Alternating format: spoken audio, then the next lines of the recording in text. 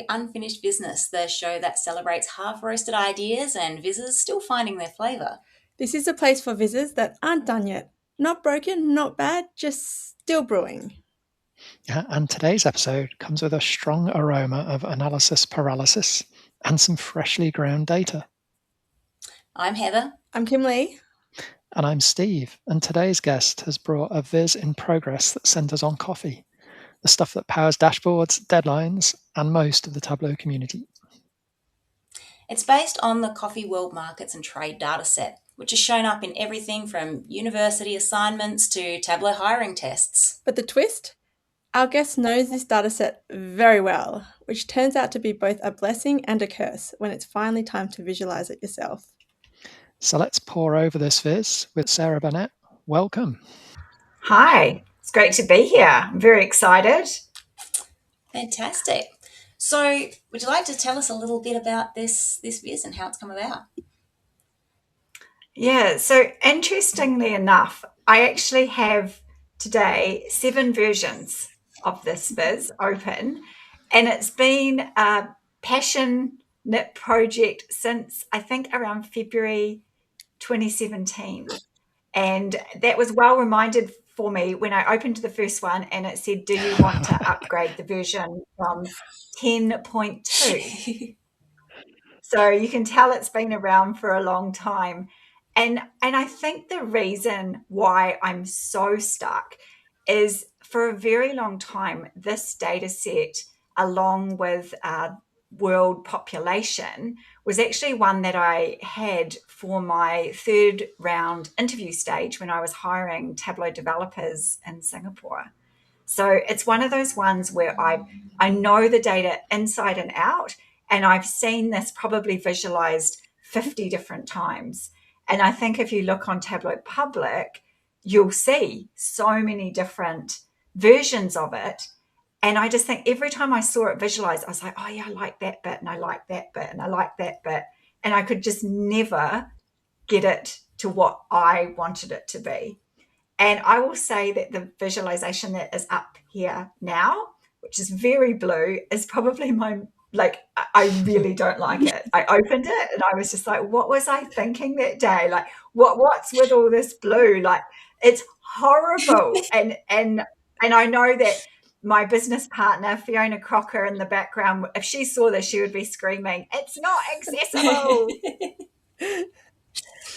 So we're not here to judge. We're here to ask questions. I did when I first looked at this last night, I did question the use of the blue, and I was just thinking, Sarah, what were you thinking? I think the same. I will admit I haven't opened this viz since I think 2022. So you can forgive me a little bit, you know. So what do you think was your inspiration to start it in the first place? Well, I think because I'd seen it built so many times, like I'd say about 50 times, and some really beautiful ones and some not so beautiful ones, I was always like, I'd love to take all of that and take all the beauty out of everything I've seen and all the mistakes and correct them. And also, not many people know, but my first job out of university was in the coffee industry. And also, I did not drink coffee back then. So it was a tough gig, and I was in marketing, which is so not my jam, and obviously data is. So there's a part of me that wants to kind of do it for the fresh out of university Sarah as well. Come full circle. Yeah. So something you said there, Sarah, kind of ticked something for me, where you mentioned that the data set has been visualized so many times and it's been visualized in so many different ways, which leads me to think about the Superstore data set, where, you know, if you look on Tableau Public and you search for Superstore, you get a million different versions of that specific data set, and it's anything from like a businessy type dashboard to you know, some like pretty creative ones. And I was thinking for this one, have you thought about going into like a business style direction, like to make it not so much like a creative one, but like a business one that tells a story about the consumption of coffee and how it's going, and the top countries and the top regions producing coffee or consuming coffee, like whether you've thought about that angle. Yeah, that's a great question. And I do, just even looking at this viz, remember a lot of the story and the insights, which I would like to say none of are coming out in here. And a business type dashboard is a good idea for sure here, because there are some real kind of lows and highs with coffee. And I think from memory, it's kind of like every 3 to 5 years, like because I think in Brazil, they're not allowed to cut the size of the coffee plant. So they have really bumper years and really horrible years. And that story doesn't come out here at all. And I think in a business type dashboard, when you are almost looking at the trends of, say, the top 5, that would be a really clear story. Yeah. So I wondered whether that was an approach that you had thought about. And I think this type of data kind of lends itself really well to that type of businessy style. It's not to say that you couldn't do something a bit more creative with it, but I just had that thought, when you were speaking about it, and it had so many parallels to the Superstore data set. Yeah, I think it is a really good idea. And I think, a lot of times when we do build visualizations, we do kind of start in that real business aspect, and we're kind of looking at everything all at once and thinking of a dashboard before we can get to the story behind it, and maybe putting something creative. And I think when I think of, when I build this properly, it would be nice to have elements of both. Do you think that, having seen so many different versions of it, you've talked about, you've seen really beautiful ways of looking at some of this data, and you've seen some ways that maybe were not as beautiful, that you would maybe like to do in a slightly different way, is maybe having all of those ideas in your head at once, maybe taking priority over the story part? Oh, for sure. There's 1,000 rabbits all in my head talking all at once, as most of us have. I don't know. And I think it's just like, oh, there's this one, there's this one, there's this one, and it's kind of like I can't see the wood for the trees in this example, the forest for the trees in this example. So it's kind of, it's too much going on all at once. And I think you're right. It's But stripping that's also prompted back. another idea. I don't know whether you've seen, I think someone did one data set and they visualized it 100 different ways to get 100 different stories.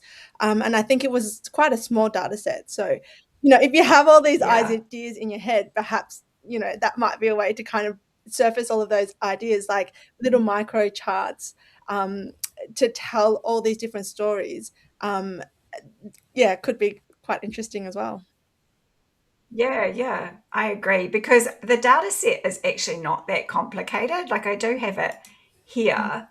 It's quite a nice data set, right? It's just one commodity, which is the coffee one. I think you've got a couple of different, no, there's actually just one type of coffee. There you've got the country code and the country name, the market year and the calendar year. I think that's when it was produced and when it was picked or something like that.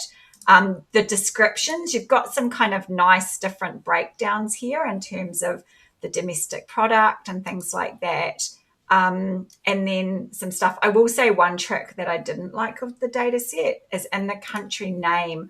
I think to assert when the European Union was formed, they all became part of one, which was a bit disappointing because you had everything split out until the 90s, and then it was all just one, which is a tough ask around the data set. But in general, it's a very nice, clean and clear data set with a lot of different things that you could work to.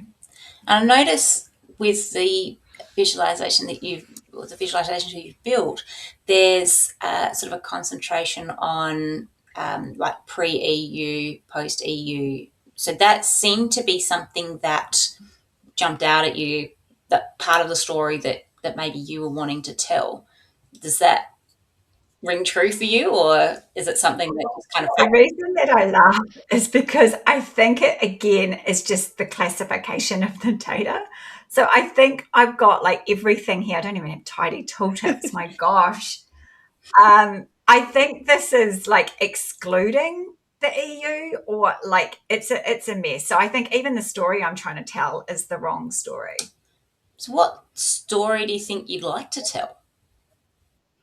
I think I'd like to get deeper into like what happens in Brazil when they have a bad year, and how that impacts uh, the rest of the world.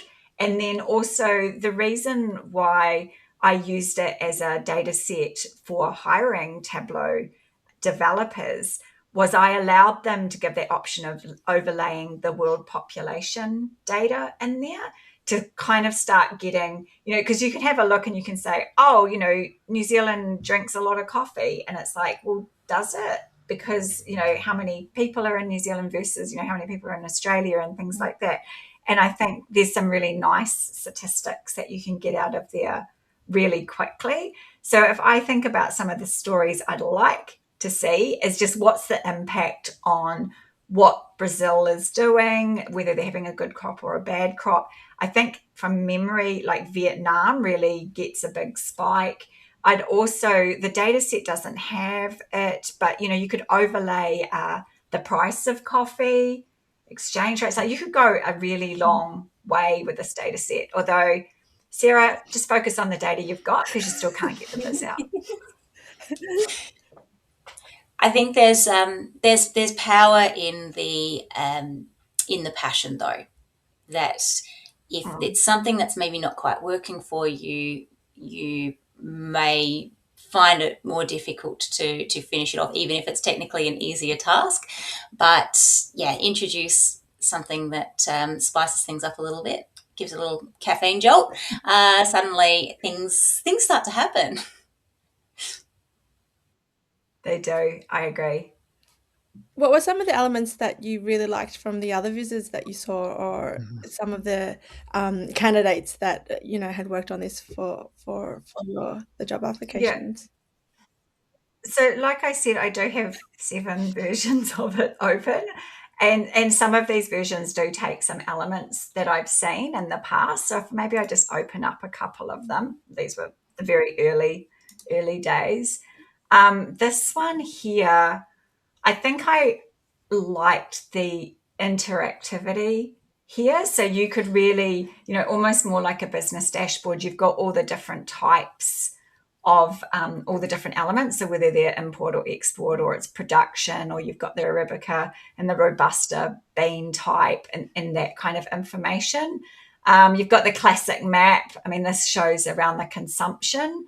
So I think in this example, you can really see, and that again, sorry, that is looking at the European Union, so kind of combining all the countries there, just looking at some of the statistics. And this is, I guess, a little bit more like a business type dashboard. So you've got that interactivity. You can obviously select the year, you can look at the different countries, and you can see kind of across those elements. It's very brown, this dashboard. Goes with the theme. So I did, yeah. And then I think I went down a little bit of then I went back into my design mode, and I was kind of almost thinking as an infographic type style. So, some interesting call outs here that here Brazil was, representing 35% of the coffee production, and just seeing how many bags that was. Obviously, that one wasn't overly built.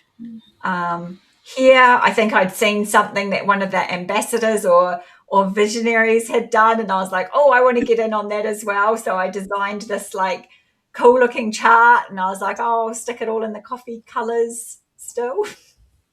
Yes. As you can see, like there's a lot of evolution here.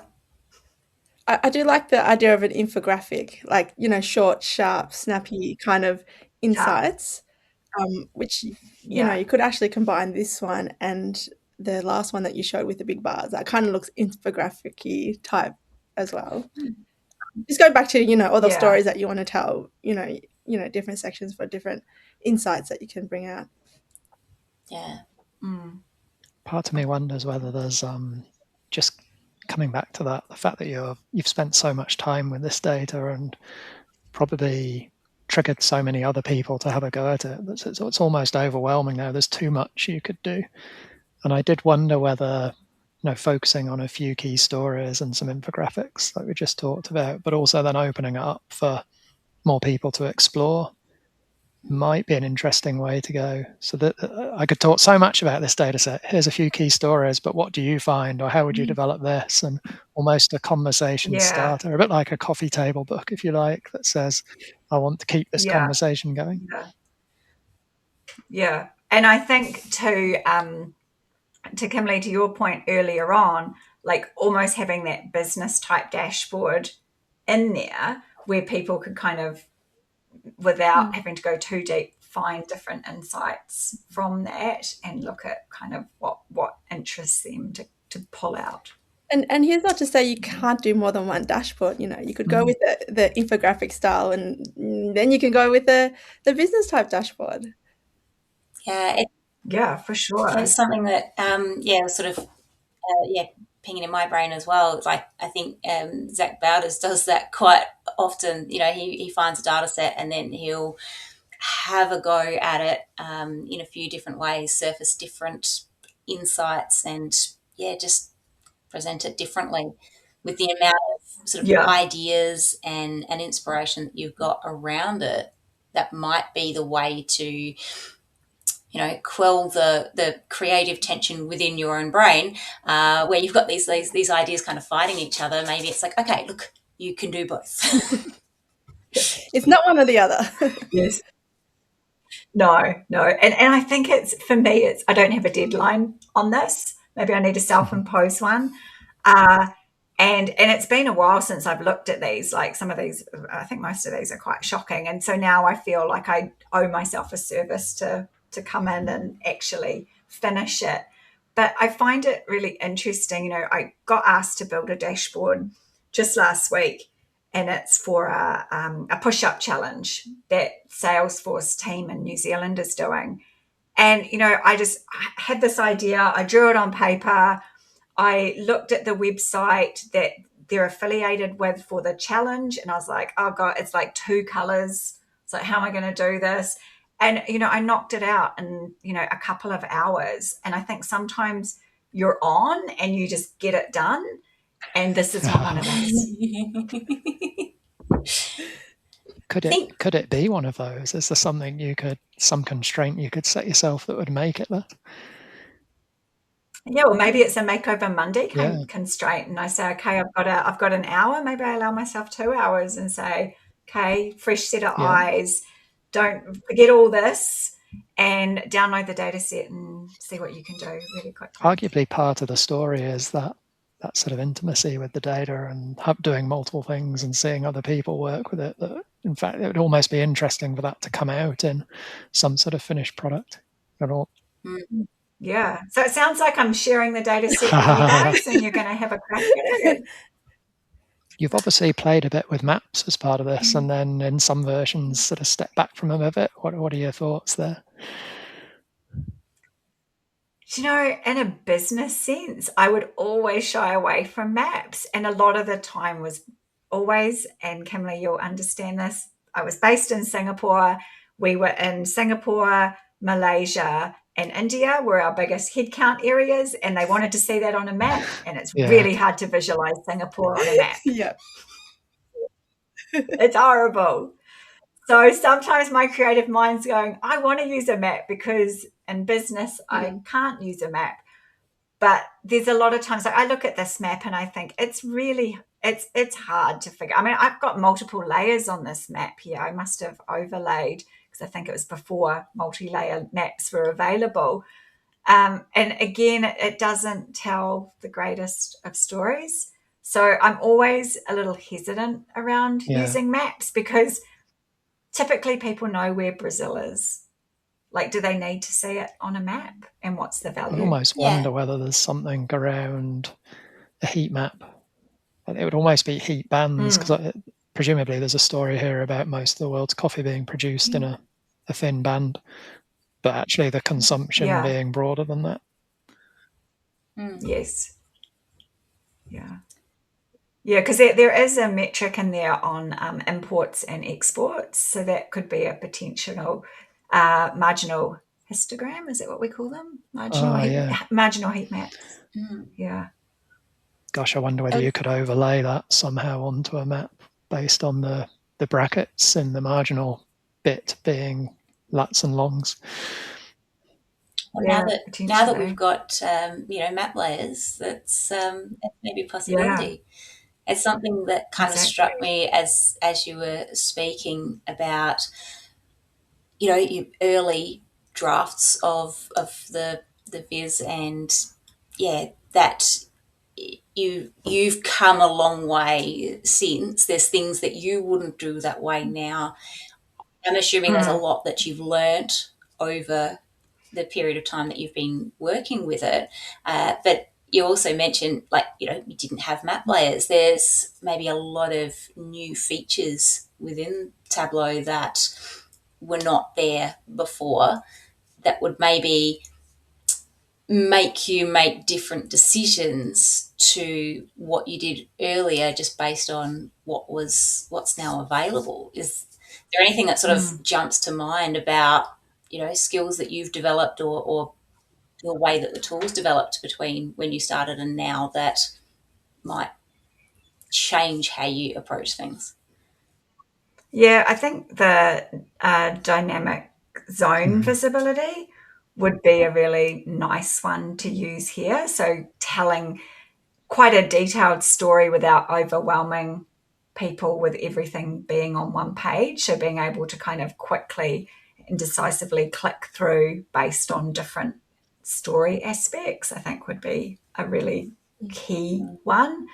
Uh, I don't even know if you could have transparent backgrounds when these earlier ones were created. Obviously, with the blue one at the end, you could. So just kind of some of those things that have come along. Also, you can do a lot more with actions and parameters and so forth now. So I think there's some great advances, and I don't know, do you even kind of go down the path of using a bit of the pulse metrics and options like that as well? Yeah, could be interesting. So do you think if there was somebody that's sort of newer to Tableau, brand new to the data set, and they were wanting to visualize it, what kind of advice do you think you'd give them? Advice I probably haven't followed myself. Yeah, that one. Yeah, yeah. I always love, when Andy Kriebel gets a new data set, the first thing he does is he just makes charts after chart after chart after chart until something interests him. And typically, I think, typically they're the easiest charts. They're line charts and bar charts because no one has to explain a bar chart or a line chart to anyone else. And I think that is something that is really valuable when you get a data set and you don't understand it, or you want to find something that's interesting, is just build, build, build, build until you find a story that resonates with you. I love Kat Greenbrook's term for that: chart vomit. Oh, yeah.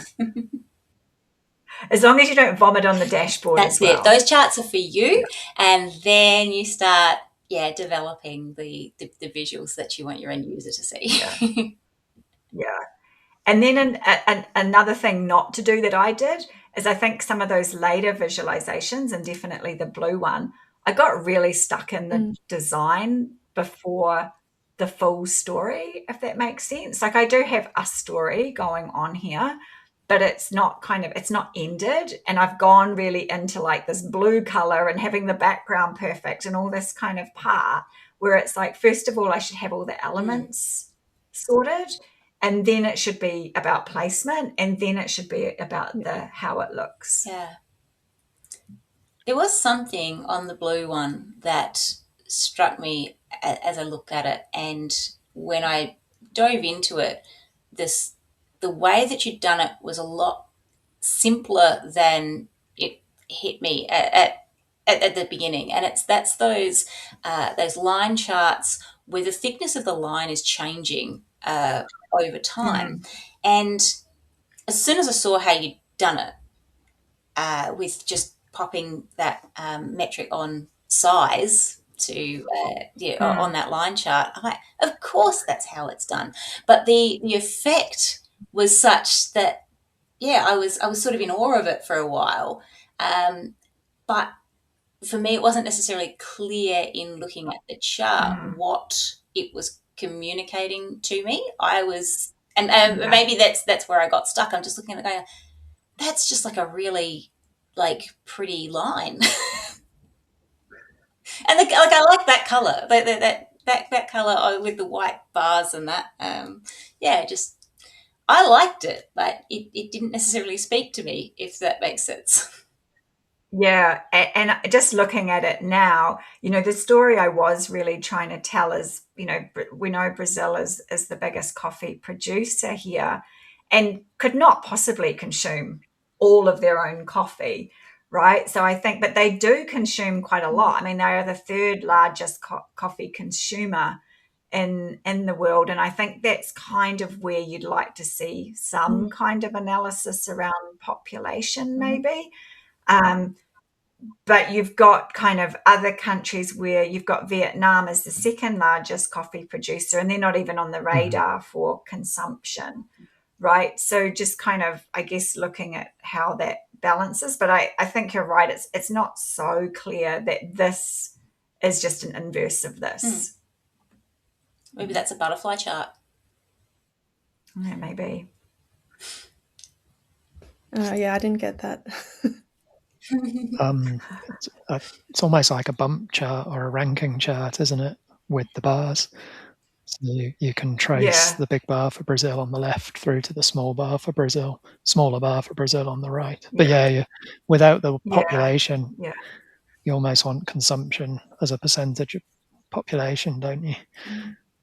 And then consumption gets funny. Population consumption gets funny as well, because I'm trying to think. I think they do in the world data, they do have like adults, because you obviously wouldn't want to be counting children. In most countries, you wouldn't be counting children. Yeah, so the world population data, last I looked at it, gave you options for like that. There was like breakdowns of different age brackets, but there was also like, everybody over the age of 15 to 74 and 74 plus, sort of allowing you to, make different combinations. When you went back through all of the different versions, sort of with us and prior to the episode, how many stories did sort of jump back out at you as, oh, those are ones I definitely want to drill further into, in terms of that sort of Andy Kriebel approach? You've probably done your 27,000 charts. How many of them were you like, oh yeah, I'd probably want to continue with that one? Yeah, I think, and even just looking at this piece here, like there's so many different elements, and it's, like there's the start and end stocks as well. So how much stock is just sitting in countries for the duration of the year, and how is that impacting on price? Again, that's pulling a different data set in. But that's a story I think could be really interesting. I remember when I worked in the coffee industry, like coffee was what I think highest traded commodity to oil at the time. And it was traded on average 10 times from farmer to your coffee cup. So there's a lot of movement there. A lot of economies are based around this. Does that come out at all in this data set? Is there sort of no surrogates for that? No. Yeah. That's just my knowledge coming back from all those years ago. How do you think that you'd present the data if it wasn't about coffee and was perhaps instead about something else, ice cream or something like that?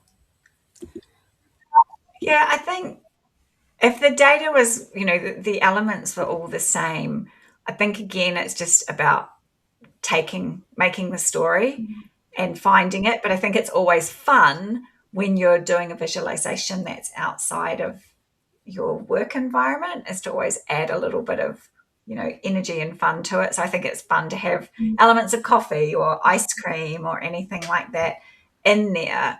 And the other piece that I actually learned from you, Kimberly, when we were interviewing you for the Iron Viz, was just when it is something that you're passionate about, like just it kind of naturally comes in to show your passion. And I think that's what I was trying to do with coffee. I mean, I worked in the coffee industry only for a couple of years, but it really interested me at the time. And so I think it's just finding the story that you're most passionate about and pulling that Perhaps through. you could track your coffee consumption and put that in the viz as a, me.